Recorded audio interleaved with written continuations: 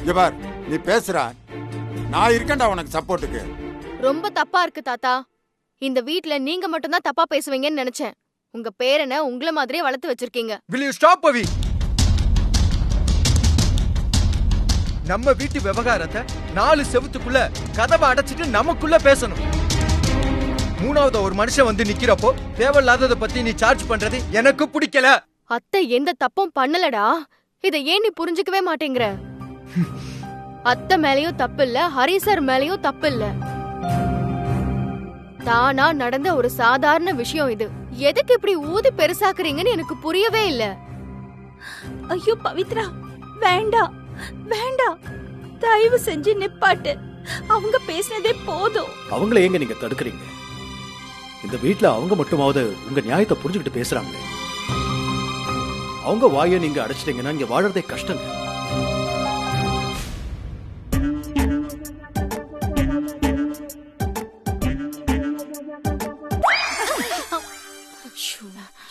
பிரதிபா, என்ன ஒரே சண்டையா இருக்கு? யார் வீட்ல கலவரம்னு தெரியலையே. வேற யார் வீட்ல? எல்லாம் அந்த லட்சுமி வீட்லதான். அந்த பெருசுதான் சத்தம் போட்டுட்டு. ஐயோ, என்ன பிரச்சனை? எனக்கு தெரியலையே. லக்ஷ்மி வீட்ல ஏதோ பிரச்சனை. ஐயோ குருவாயிருப்பா, அங்க சண்டையே நடந்தது இல்லையே. நடக்காத இடத்துல நடக்கிறது தான் விஷயமே. என்ன நடக்குதுன்னு நம்ம மேல போய் பாப்போமே. எதுக்கு? அந்த தாத்தா தான் அந்த வீட்ல டால்பி எஃபெக்ட்ல கத்திட்டு இருக்காரே. நாம இங்க இருந்துகிட்டே கேப்போம். ஏய், நீ யாரா என் மருமக பொண்ணுக்கு சப்போர்ட் பண்ணி பேசுறதுக்கு?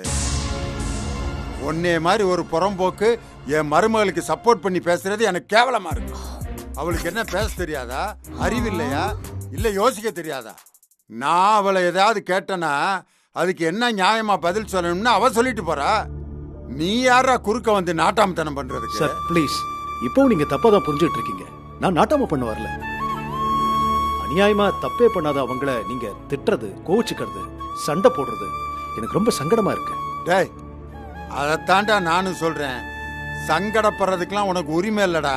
அது ஏன்டா உனக்கு புரிய மாட்டேங்குது? தாத்தா, this is too much தாத்தா. வேணாம் பவி, நீ வெறுப்பேத்துறதுக்காகவே பேசுற. இந்த விஷயத்துல தலையிடாத நான் உன்கிட்ட சொன்னேன்ல. வாயை மூடிட்டு பேசாம இருக்க மாட்டேன். போதும் பவி, தயவு செஞ்சு விட்டுரு. I'm sorry sir. எனக்கு இப்போ உங்க மேல கோவமோ வருத்தமோ எதுவுமே கிடையாது. ஆனா ரொம்ப ஏமாற்றமா இருக்கு சார். நீங்க படிச்சவர், ஒரு பள்ளிக்கூட வாத்தியாரா இருந்தவர், அதுக்கு மேல ஹெட் மாஸ்டரா இருந்தவர், ஒரு சாதாரண விஷயத்தை இவ்வளவு பெருசாக்குறீங்களே சார். டேய், எங்க வீட்டுல நாங்க எப்படி பேசிக்கோம்னு தெரியுமா உனக்கு? எனக்கு என் மருமகளுக்கு என்ன ரிலேஷன்ஷிப்னு உனக்கு தெரியுமா? என்னைய மாமான்னு கூப்பிட்டு இது வரைக்கும் பாத்திருக்கியா நீ? அப்பான்னு தான் இது வரைக்கும் கூப்பிடுவா. பெத்த தகப்பனை விட அவன் மேல பாசம் வச்சிருக்க வேண்டானா? என் பொண்டாட்டி வயிற்றுல பிறக்காத பொண்ணாத்தான் இன்னைக்கு வரைக்கும் அவளை நான் நடத்திக்கிட்டு இருக்கேன். என்னமோ பேசுற பேச்சு நீ. எங்க வீட்டு பிரச்சனை எப்படி தீக்கிறதுன்னு எனக்கு தெரியும்டா.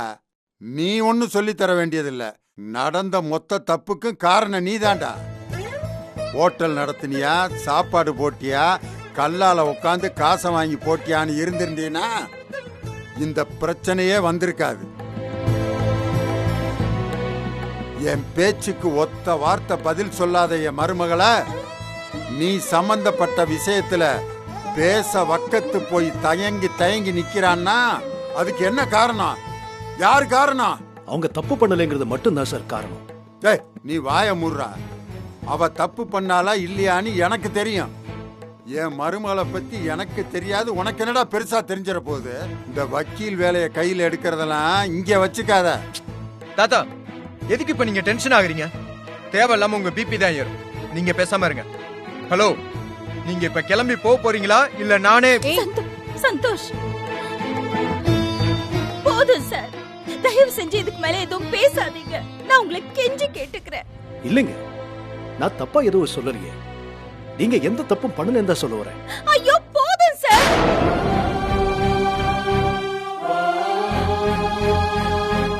போதும்.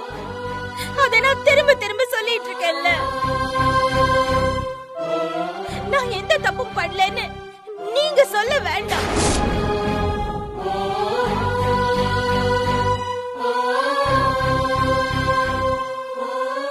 என்னாலேயே இந்த பிரச்சனையை தீர்த்துக்க முடியும். நான் தப்பு செஞ்சிருக்கேனா இல்லையான்னு சொல்றதுக்கு அப்பா இருக்காரு. என்ன கோச்சுக்கிறதுக்கு திட்டுறதுக்கு ஏன் அடிக்கிறதுக்கு கூட அவருக்கு தான் உரிமை இருக்கு. அவர் என்ன சொன்னாலும் அது கேட்டுக்கிறதுக்கு எனக்கு கடமை இருக்கு. இன்னைக்கு தப்புன்னு நினைக்கிற ஒரு விஷயத்த நாளைக்கே சரின்னு நினைச்சாருன்னா அன்னைக்கு நான் செஞ்சது தப்புன்னு அது அவரே வந்து என்கிட்ட சொல்லுவாரு. அது வரைக்கும் நான் காத்துட்டு இருப்பேன். அப்படி நடக்கவே இல்லைன்னா எந்த பிரச்சனையும் இல்ல சார். நீங்க தேவையில்லாம ப்ளீஸ் எங்க விஷயத்துல தலையிடாதீங்க, அவ்வளவுதான் நான் சொல்லுவேன். ஐயோ அத்தை, நீ பேசாத பவி. நீ திரும்ப திரும்ப பேசுறதுனாலதான் அப்பாக்கு கோவம் வருது, சந்தோஷ்க்கு கோவம் வருது. இதெல்லாம் அர்த்தம் இல்லாத கோவம் அத்தை. இது அர்த்தம் இல்லாத கோவம். இந்த வீட்டை தாங்கி நிக்கிறதே இவங்க 2 பேரும் தான். அது தெரியுமா உனக்கு?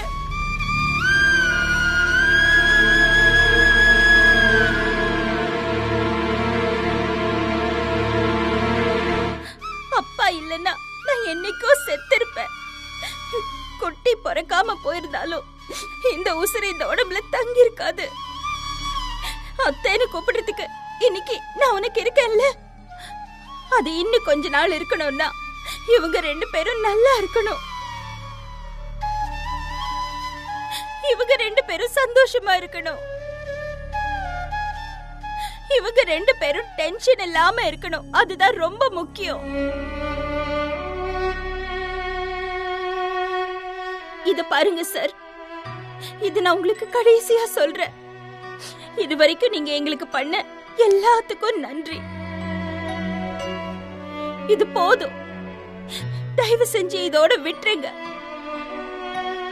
தயவு செஞ்சு இனிமே இந்த பக்கம் வராதீங்க. நாங்களும் உங்க ஹோட்டலுக்கு வர மாட்டோம். நீங்க யாரோ நாங்க யாரோ.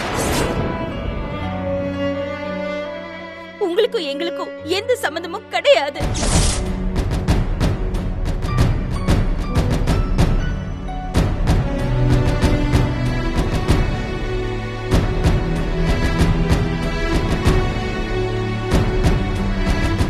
இந்த பலகாரம் பண்ண கத்துக்கிறேன், சமையல் குறிப்பு கேட்டுக்கிறேன், புளியோதரை நல்லா இருக்குன்னு சொல்லி எந்த காரணமும் சொல்லிடாதீங்க சார். நீங்க பெரிய படிப்பெல்லாம் படிச்சவரு, வெளிநாட்டுக்கெல்லாம் போயிட்டு வந்தவரு.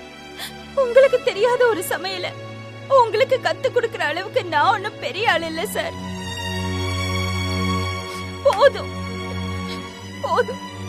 இந்த ஜென்மத்துக்கு இந்த ஒரு சம்பவம் போதும். தயவு செஞ்சு போயிடுங்க.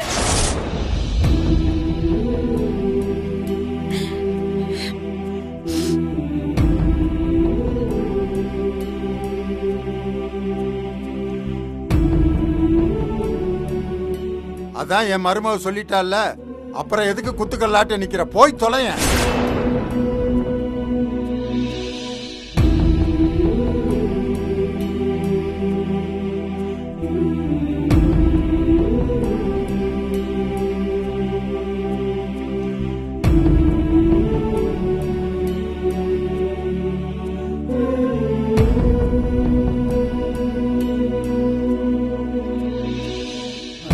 இங்க பாருங்க, இனிமே இந்த வீட்டு பக்கம் இல்ல, இந்த காம்பவுண்ட்ல உங்களை பார்க்க கூடாது சொல்லிட்டேன்.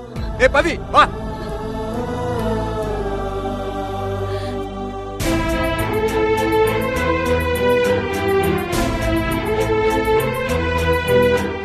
என்ன சைலண்ட் ஆயிடுச்சு? அங்க இருந்து ஏதாவது கேக்குது? உங்களுக்கு கேக்குதா? ம்ஹும். லட்சுமி, பசிக்குது, சாப்பாடு எடுத்து வை. தோ வந்துட்டேன்பா. ஒரு நிமிஷம்.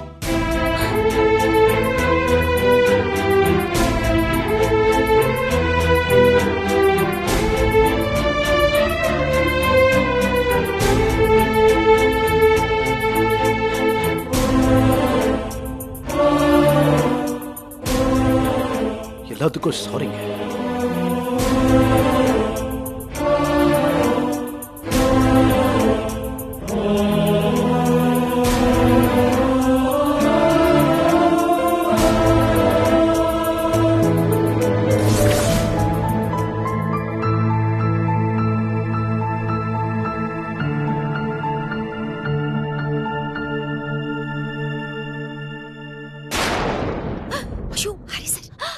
சரி சார் சீக்கிரம் போங்க போங்க.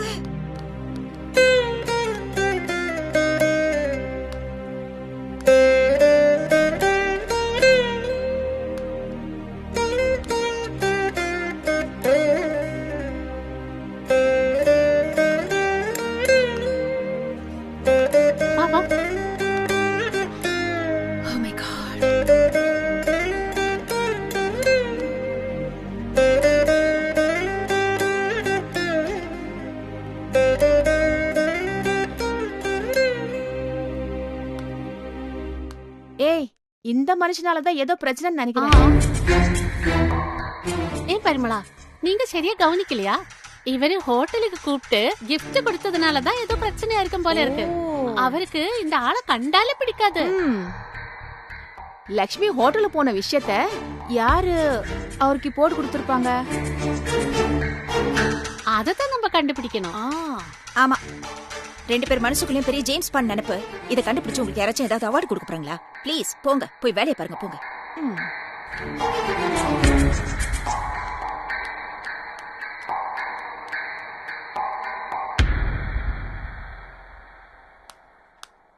இன்னும் எவ்வளவு நேரம்டா யோசிப்பீங்க? அவ தற்கொலை பண்ணிக்க போறான்னு சொல்லிட்டு இருக்கேன். மா, அவ தற்கொலை பண்ணிட்டா நாங்க என்னமா பண்றது? ஷில்பா வேற பணக்கார வீட்டு பொண்ணுன்ற, அவங்க அப்பா கிட்ட அடியாள் பலம் ஜாஸ்தின்ற, அவ லவ்வுக்கு இவனை ஹெல்ப் பண்ணுன்ற. கூட்டி கழிச்சு கணக்கு போட்டு பார்த்தா உன் 30,000 ரூபாய் மோதிரத்தை விட இது ரொம்ப டேஞ்சரான வேலைமா. கரெக்டா தான் சொன்ன மச்சான். இங்க பாரு திவ்யா, உன்னோட மோதிரத்தை நான் எப்படியாவது மீட்டு கொடுத்துறேன். அந்த விஷயத்துல நீ என்ன சந்தேகப்படவே வேண்டாம். இன்னும் 1 வீக் போதும் எனக்கு. ஆனா அதுக்காக இவ்ளோ பெரிய ரிஸ்க்லாம் என்னால எடுக்க முடியாது. ப்ளீஸ் ப்ளீஸ் அருண், எனக்கு உன்னை தவிர வேற எந்த பாய்ஸையும் தெரியாது. நீ கொஞ்சம் ஃப்ராடு தான், என்னையே ஏமாத்தனவன் தான். ஆனா அடிப்படையில நீ கெட்டவன் இல்லைன்னு என் மனசுல பெட்டுச்சு. உன்கிட்ட உதவி கேட்டா நீ செய்வேன்னு தோணுச்சு. அதனாலதான் நான் உன்னை தேடி வந்தேன். நிஜமாவா சொல்ற? சீரியஸா? டேய் மச்சான், டேய் வானடா விழுந்துறாதடா. டேய் சும்மாடா. என்னடா திவ்யா, என்ன பார்த்தா உனக்கு நல்லவ மாதிரியா தோணுது? ஆமா, ஏன் அப்படி கேக்குற? ஒருவேளை நான் நல்லவனா இல்லனா? நீ கெட்டவனா இருக்க முடியாது. ஏன்னா உன் அக்காவை எனக்கு நல்லாவே தெரியும். அவங்க எவ்வளவு சீட் தெரியுமா? அப்படி ஒரு அக்காவுக்கு தம்பியா பிறந்துட்டு நீ பொறுக்கியா இருக்கிறதுக்கு சான்ஸே இல்ல. மேபி ஒரு ஜாலிக்காக அப்பப்ப பொறுக்கித்தனம் பண்ணுவோம் போல. மத்தபடி நீ நல்லவன் தான். மச்சான், அவளை நம்பாதடா. நேத்து தான் ஜென்ம எதிரின்னு சொன்னா, இப்போ வந்து ரொம்ப நல்லவன் அப்படின்றா. அவளை நம்பாதடா. நம்பிட்டேன்டா. இப்ப நான் என்ன பண்ணும் திவ்யா? உன்னை பத்தி உன் அக்கா என்கிட்ட நிறைய சொல்லியிருக்காங்க. யாருக்கு என்ன கஷ்டம்னாலும் உடனே ஓடி போய் ஹெல்ப் பண்ற ஹாபிட் உனக்கு இருக்குன்னு சொன்னாங்க. இருக்கும் சொல்லிருப்பா. கிழிஞ்சது கிருஷ்ணகிரி. ஏதோ கொஞ்சம் விளையாட்டு பையன் மாதிரி வெளியில காட்டிக்கிட்டாலும் உள்ளுக்குள்ள உனக்குள்ள ஒரு சீரியஸான ஆள் இருக்கா. நம்மளால யாருக்கும் பெரிய கஷ்டம் வரக்கூடாதுங்கிற நினைப்பு எப்பவும் உன் கூட இருக்கு. இதுவும் எங்க அக்கா தான் சொன்னாளா? ஆயா சொன்னா. டேய், அவ உன் தலையில மசாலா அரைக்க பாக்குறாடா. போய் முறறா. நீ சொல்லு திவ்யா. என்னால முடியலையே. ஆனா இதுக்கு மேல என்ன சொல்றதுன்னு எனக்கு தெரியல அருண். என் ஃப்ரெண்டு 24 hours அழுதுகிட்டே இருக்கான். எங்க தன்னோட காதல் காணாம போயிடுமோ, அப்பா தன்னை யுஎஸ்க்கு அனுப்பி வச்சிடுவாரோ, அதுக்கப்புறம் தான் நினைச்ச வாழ்க்கை வாழ முடியாம போயிடுமோன்னு கதறிக்கிட்டு இருக்கான். இந்த பிரச்சனையில இருந்து எப்படி அவளை வெளியில கொண்டு வருது, எப்படி அவளை வினோத் கூட சேர்த்து வைக்கிறதுன்னு எனக்கு சீரியஸா தெரியல. ஆனா நிச்சயமா உன்னால இதுக்கு ஒரு சொல்யூஷன் கண்டுபிடிக்க முடியும்னு என் மனசுல பட்டுச்சு. அதனாலதான் உன்கிட்ட வந்தேன். மச்சான், உனக்கு கட்டம் சரியில்லடா. இது ரொம்ப பெரிய ரிஸ்க் வேலை. அடியால வச்சு பிசினஸ் பண்ணிக்கிட்டு இருக்க அப்பங்காரங்கிட்டலாம் நம்மளால மோதிக்கிட்டு இருக்க முடியாது. இங்க பாரு, இவ ஏற்கனவே உன்னோட ஹால் டிக்கெட்டை தொலைச்சதுனாலதான் நீ செமஸ்டர்ல கோட்டை விட்ட. அதனாலதான் நானும் விட்டேன். ஆனா இப்போ அந்த அடியாள் கூட்டத்தோட மோதி அவங்க அப்பனை பகச்சுக்கிட்டேன்னு வச்சுக்க, பர்மனண்டா காலேஜை விட்டு வெளியே போறதுக்கு நீயே வழியை தேடிக்காத. ஓகே, அவ்வளவுதான் சொல்லுவேன். ஐயோ, அப்படியெல்லாம் ஆகாது லோகேஷ். அருண் மட்டும் எனக்கு ஓகே சொல்லிட்டானா, நானும் என் ஃப்ரெண்ட்ஸும் அவனுக்கு பக்கபலமா கூட இருப்போம். எப்படியாவது அவங்க 2 பேரையும் சேர்த்து வச்சுட்டா போதும். அதுக்கப்புறம் அவங்க அப்பாவால எதுவுமே பண்ண முடியாதுல்ல. இப்ப நல்லா வாய்க்கிழியா வக்கனையா பேசுவோமா? கல்யாணம் ஆயிடுச்சு, அதுவும் இவன் மூலியமா நடந்துச்சுன்னு வெயி, அதோட டாட்டா காட்டிட்டு ஆளுங்க ஒரு பக்கம் போயிடுவீங்க. அதுக்கப்புறம் இவன் அந்த ஷில்பாவோட அப்பனை டெய்லி ஃபேஸ் பண்ண வேண்டியதா இருக்கும். டேய் சும்மாறா மச்சான். எப்ப திவ்யா என்ன நம்பி இவ்வளவு பெரிய பொறுப்பு கொடுத்தாலோ அப்பவே நான் முடிவு பண்ணிட்டேன்டா. திருந்த மாட்டான்டா. உன் ஃப்ரெண்ட அவ லவரோட சேர்த்து வைக்க வேண்டியது என் பொறுப்பு. பட் அதுக்கு ஒரே ஒரு கண்டிஷன். ஏய் சொல்லு நான் என்ன பண்ணணும்? நான் வேணும்னா எங்க அப்பாவோட இன்னொரு மோதிரத்தை சுட்டுட்டு வந்து கொடுக்கட்டுமா? சேச்சே அதெல்லாம் இல்ல. நான் எப்போ எதுக்கு எங்க கூப்பிட்டாலும் நீ என்னோட கூட வரணும். நான் எதுக்கு? அப்ப நான் மட்டும் எதுக்கு? இல்ல நான் அப்படி சொல்லல.